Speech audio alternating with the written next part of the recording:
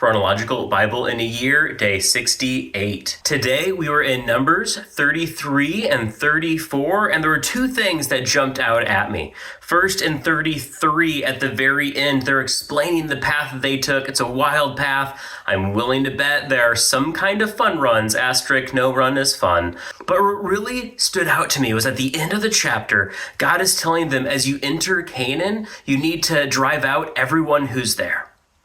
Don't leave a single Canaanite. You have to destroy the stone images, destroy their cast images, demolish the high places. The people and the places that were dedicated to anyone other than God need to be removed.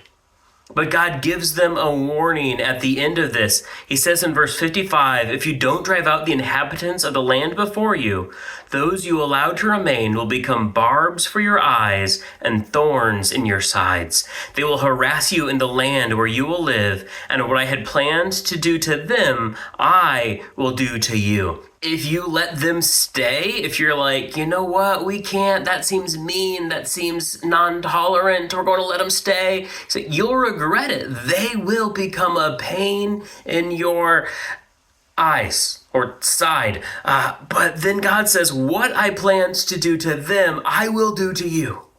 You drive them out or I drive you out. It's not we'll see what happens. It'll be fun to see how that plays out. Spoiler alert, not great for Israel. But then he goes on, he explains the boundaries of the promised land. And the other day we saw 2.5 tribes say, hey, can we stay here? Which means they did not get land on the west of the Jordan. But as they draw the boundary here, the boundary is drawn at Jordan.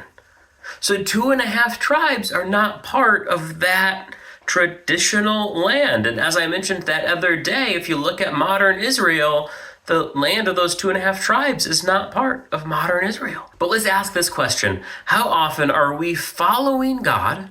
We're doing as God says, but then a mile short, we say, hey, God, I'm going to settle for this. I'm going to do A instead of B, or I'm going to do A and a half.